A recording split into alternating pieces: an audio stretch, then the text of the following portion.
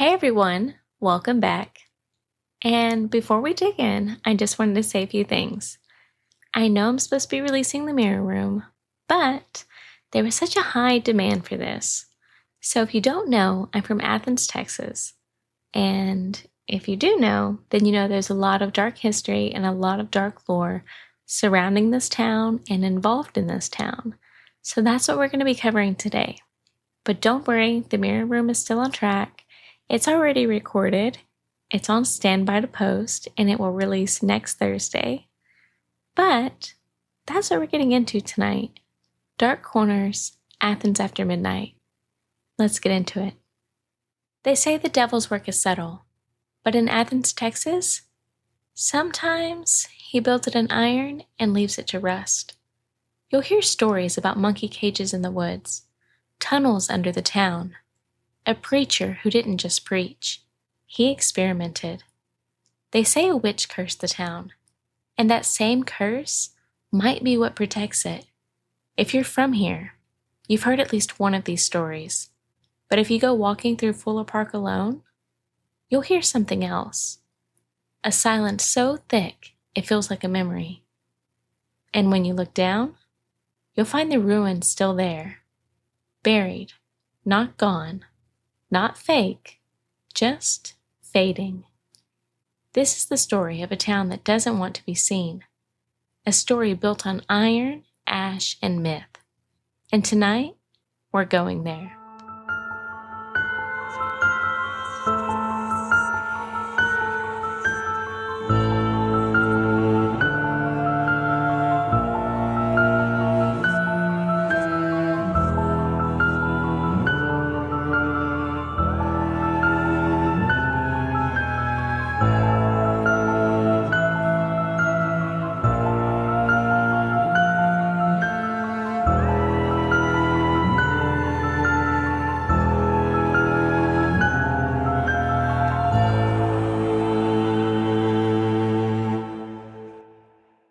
I'm Destiny, and this is Glow in the Dark, the true crime and paranormal podcast where forensic obsession meets haunted history, and everything eerie lives in the light. And this week, we're going home, to the dark corners of Athens, Texas, where urban legends breathe, real ruins rot in plain sight, and the line between myth and memory is thinner than you think. Where tunnels supposedly form a pentagram beneath the city, where an old hospital was left to rot and then erased, where the cages still rest in the woods, and no one can quite explain why they were built in the first place. You've asked for this episode over and over. Some of you messaged me in the middle of the night. Others sent photos, maps, even directions. One of you said, and I quote, "If you don't talk about Monkey Bridge, you're not from here." So yeah, I heard you. This is Dark Corners, Athens After Midnight, a full deep dive into what's myth, what's real, and what still walks in the woods. Because the thing about Athens is, even when the stories aren't true, they're still trying to tell you something. So let's start walking. There's no better place to begin this story than Fuller Park. If you grew up here, you know it by name, or maybe just by the rumor. Some people call it haunted, others call it cursed. There's a giant field, and then, tucked into the back, almost like it's hiding, you'll find it. The cages, overgrown, rusted, and sinking into the earth. And once you see them, you'll never forget them. When I was younger, we called them monkey cages. It was just what you said. No one really explained what they were. Some said it was a zoo, some said it was an aviary built for exotic birds, some said the preacher kept monkeys there for experiments. Some people said, not animals were locked inside. Actual people were locked inside for experiments. The official story? Well, that depends on who you ask. But what we do know is this. There really was a Reverend James L. Fuller, and he really built this park, including the cages, the stone walkways, and the iron-roofed enclosures that you can still find if you wander deep enough. This wasn't an accident. It was his vision. Fuller was a preacher, but also a self-proclaimed healer. He was obsessed with aviaries, exotic animals, and some say testing faith through fear. Now, I know. Everyone has their own opinion and you're all entitled to it, but this is number 10,001 on why I'm not religious. Some religions, testing faith through fear. You're a reverend and that's what you're doing in this little town? Count me out.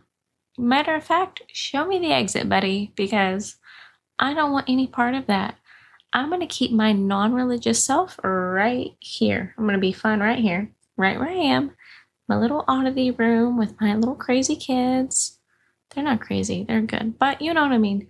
I'm going to just, count me out, Reverend. I am good.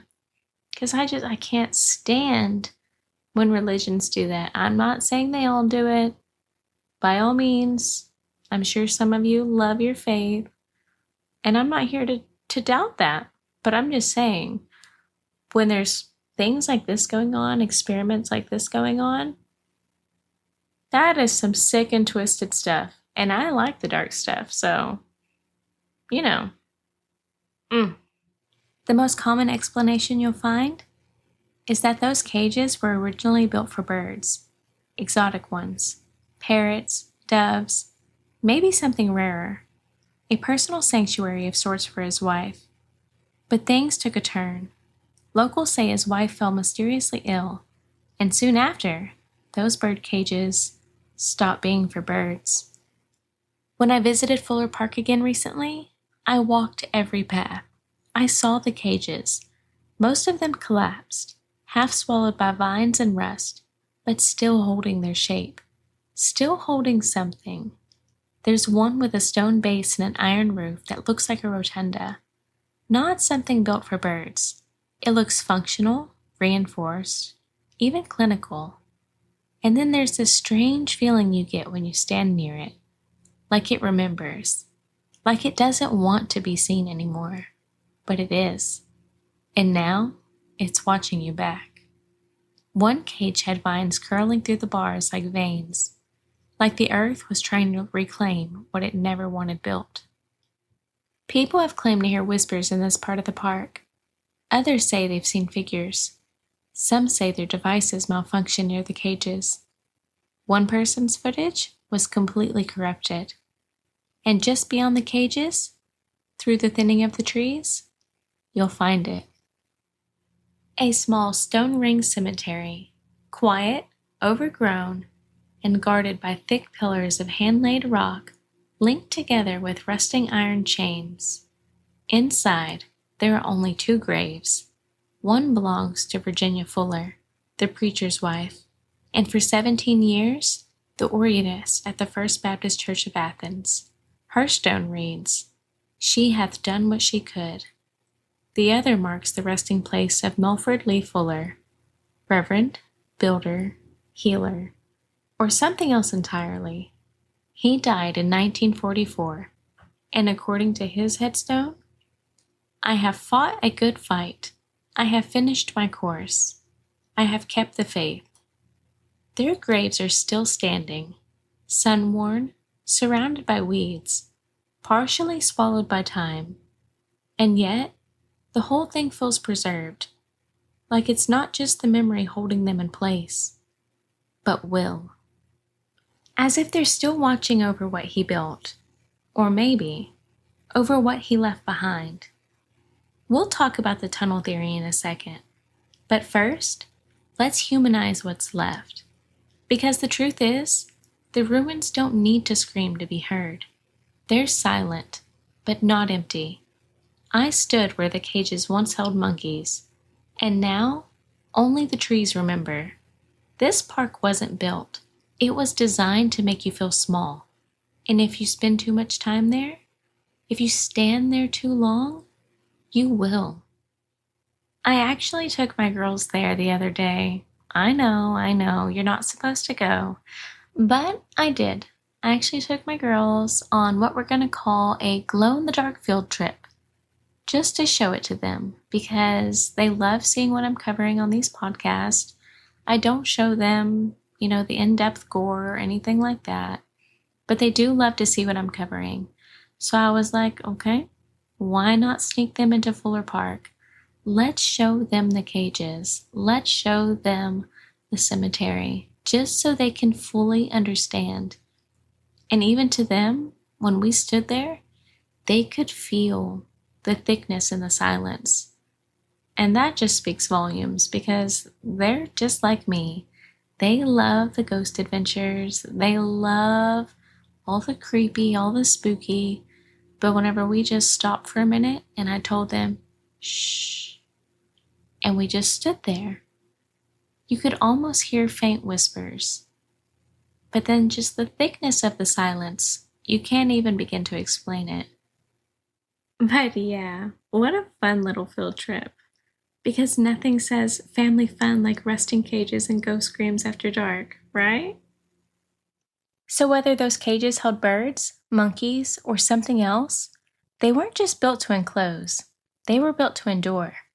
And maybe that's the strangest part. They may not be the only thing left behind.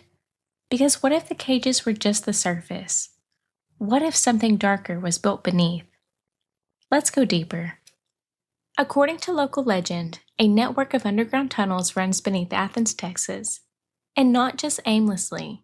The layout allegedly forms a 5-pointed star, a pentagram, 5 main sites, 5 historical anchors, 1 buried center.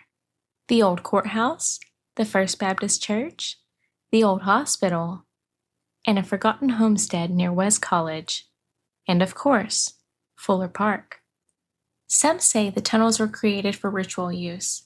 Others say they were utility corridors. But there's one strange thing that gives the theory weight. A civil engineering map from the 1970s, which is now archived, shows a star-shaped alignment of utility shafts and pressure lines under downtown Athens. It's vague, no labels, but the geometry is there. 5 points, roughly aligned. It kind of makes me wonder, why was this engineering map archived? Aren't these kind of crucial? You know what I mean? I don't know. In my mind, this is how it went. I'm sure that back in the day, there was someone who was very religious working, very religious, and they saw that the map was in the shape of a 5-pointed star, and they ran along, they scurried along, and they told their tale, and then the rumors began. So naturally, the map had to be archived. It had to be hidden. No one wanted to think of Athens as satanic, or realize that that was underneath Athens, because then who would move here? I mean, I would move here, but that's neither here nor there. We're talking about the 1970s, or at least that was the timeline whenever it was archived, but I wonder where I can find this map. I want to get my hands on it. So, if you know anyone I can ask, or if you know where I can find it, send me a message, because I really want to see how it's in the shape of that 5-pointed star. It's honestly intriguing, because I've heard the rumors my entire life. I actually visited 2 of the rumored access points myself. One's near Fuller Park, not far from the cages. There's an overgrown concrete slab, partially sunken into the ground, ringed with rusted piping and stone framing. It's more like a forgotten utility hatch than a tunnel entrance.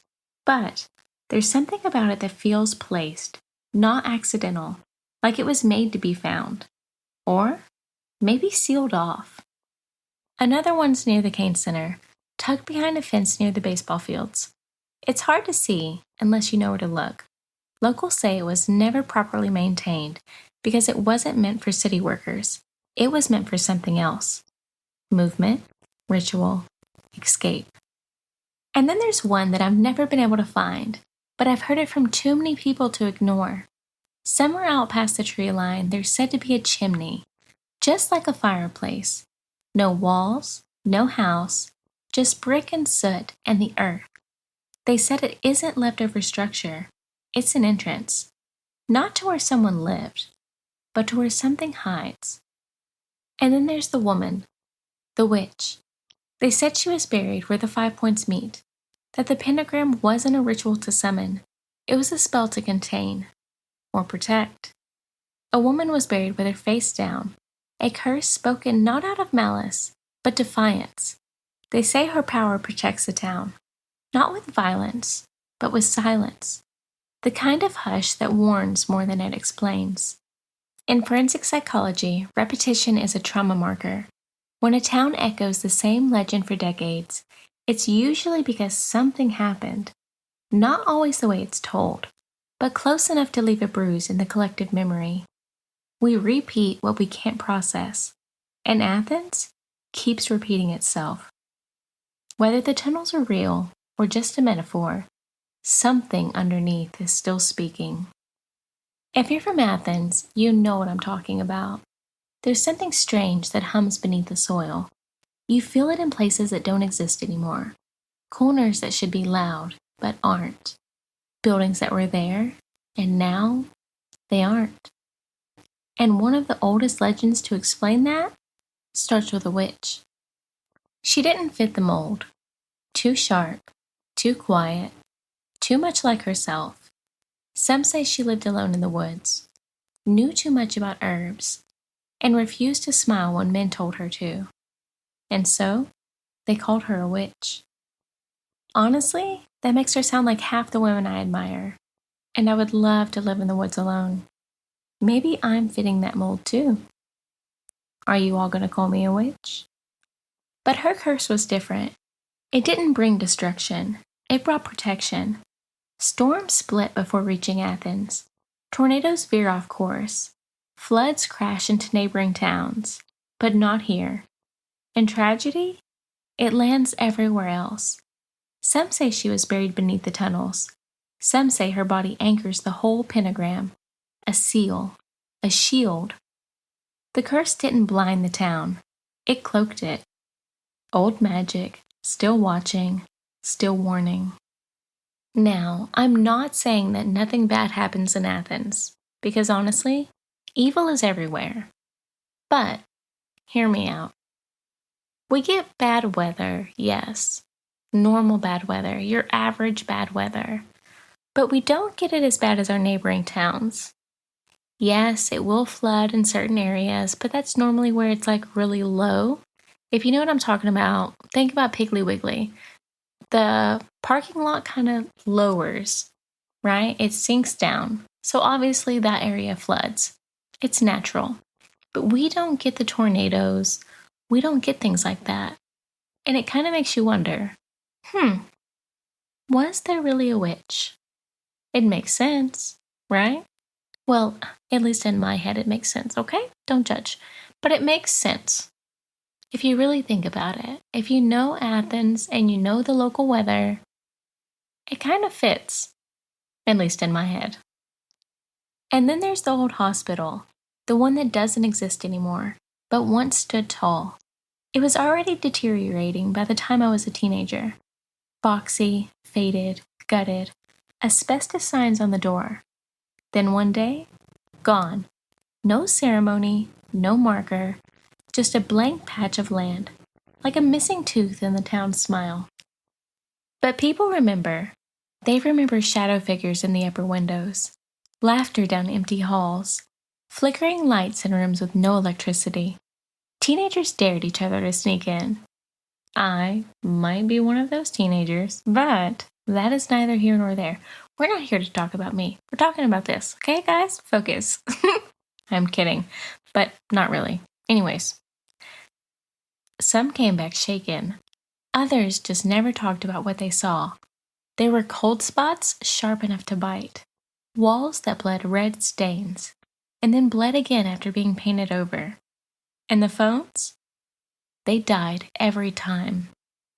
Now it's just a flat stretch of pavement. No structure, no plaque, just a place you avoid. You don't need walls for something to breathe. Some places stay haunted, even when they're gone. And then there's what really happened. In 2002, a woman named Nakia Gibbons, a worker at the hospital, was murdered inside, stabbed to death by a man named Chad Eric Chambers. He had only worked there for 2 days. He left her body behind and fled. When the police entered, they said the building felt wrong, not just haunted, charged, like it had been waiting for blood. Chambers was caught, but the hospital's fate was sealed, and the town didn't just close it, they erased it. Ask someone from Athens about Monkey Bridge, and they'll pause. Some might even smirk, like they're trying to decide how much they want to say. It used to be on Wilson and West College, they might mutter. Wooden, barely wide enough for 2 cars, and underneath, graffiti, shadows, and lore that never shuts up. The legend says a circus train derailed near Athens in the 1960s. Monkeys escaped into the woods. Some attacked their handlers, and the ones that survived wound up in Fuller Park, under Reverend Fuller's care, for healing, for testing, or for something darker. And those monkeys? People swear they never really left. Spray painted under the bridge were messages like, "They watch in the dark. Don't stop. She's still here." Locals claim that if you park there after midnight, you'd hear screams. High-pitched, animalistic, but too human to ignore. Okay, so I've definitely been to Monkey Bridge more than once, before it was torn down and after. But there's one time I went, and I'll probably never forget. I was just driving around, when gas prices were much lower. You could just drive around when you wanted to vent. But I was driving around and I was like, okay, let's go to Monkey Bridge. So I wound up over there. Mind you, windows rolled up, music off, just clearing my head. I was driving across the bridge so slow that I could hear it creaking, like I could feel my car shaking. And then all of a sudden, my window started to fog. And then there was just these handprints just appearing one by one all over my windows. And I was like, what in the world is this? So I tried to wipe it off, but it was on the outside of my car, not on the inside. And then 1 minute, it was gone. But it was almost mesmerizing because when you grow up in a town and you hear lore like this so frequently, it's kind of amazing once you finally get to experience it. Well, at least for me it is. They tore the bridge down years ago. No warning, no sign. But the gravel patch where it stood still feels wrong. And the screams still get whispered into dares and dreams. Clearly there's something strange about Athens. Something that doesn't let go. You feel it in the places with no buildings left, the corners that echo, the air that's too still. Some say it's the tunnels, some say it's a curse. Some say it's trauma we haven't named. Whatever it is, it's still here.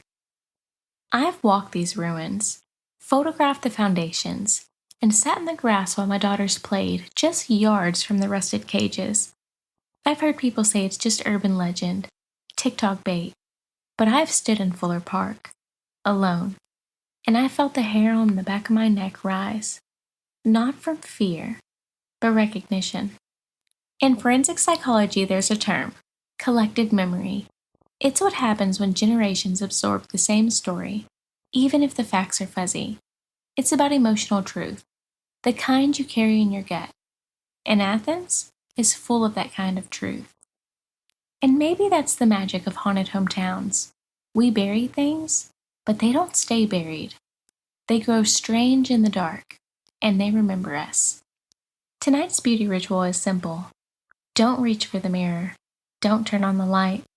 Just close your eyes, take a slow breath, and thank the version of yourself who knew how to walk in the darkness long before you ever spoke it out loud. Because some stories aren't told to scare us. They're told to remind us we survived them. What's buried doesn't always want to stay buried. But you are never meant to stay hidden either. You can leave Athens. You can pack up your car, toss your flashlight in the glove box, and drive away like none of it touched you. But the strange things, they don't stay behind. They show up in the quiet, in the dreams, in the way a shadow feels like it's leaning too close. They show up like rust on your palms, like vines through iron, like memory. Every town has shadows, but Athens knows how to dress them up in Sunday clothes and set them on the table. And the scariest thing isn't whether the stories are true, it's that they survived. They outlived the buildings, outlived the people who said, "That never happened." And that kind of story doesn't need proof. It just needs a place to sleep. If you're from Athens or you've ever passed through, I want to hear your story. What did you see? What did your cousin swear happened by the ball fields? Message me. Because the town is still listening, and so am I. Light a candle, a green one if you have it, for the moss, for the woods, for the memory. Stand at your mirror, say your name once, and then whisper, "I see what you buried." Not to summon anything, not to provoke, but to remind yourself you're allowed to ask questions, even in the quiet towns, especially in the ones that don't want you to. Until next time, my fellow night walkers, tell your stories, light your candles, and if the monkey cages ever show up in your dreams, don't run, just look closer. There's always something waiting in the dark, and the stories, they glow. Until next time, stay radiant, even in the dark.